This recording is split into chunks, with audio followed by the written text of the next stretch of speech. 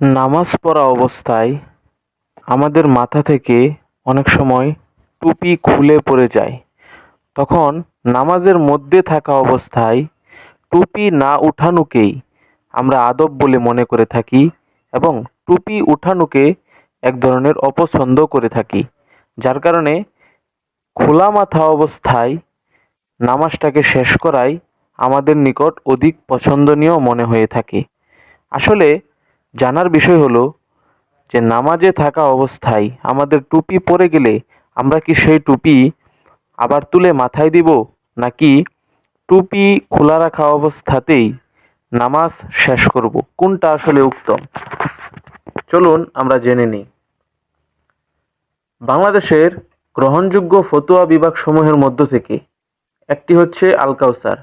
সেখানে বলা হয়েছে, প্রশ্ন, অনেক সময় নামাজে মাথা থেকে টুপি পড়ে যায়, এক্ষেত্রে করণীয় কি?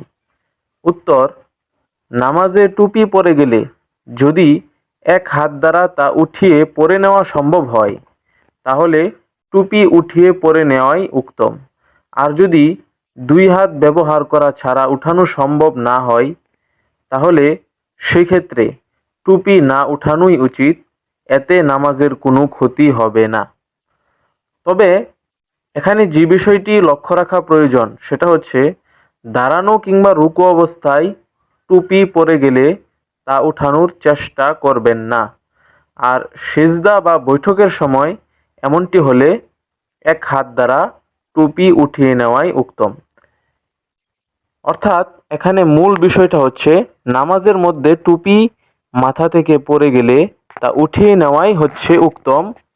তবে যদি নামাজের মধ্যে আমলে কাসির হয়ে যাওয়ার সম্ভাবনা থাকে, অর্থাৎ টুপি উঠাতে গেলে এমন কোনো কাজ সংঘটিত হয়ে যাওয়ার সম্ভাবনা থাকে যার দরুন ব্যক্তি নামাজে নেই এই ধারণা হবে, এটাকে বলা হয় আমলে কাসির, তখন টুপি উঠাবো না।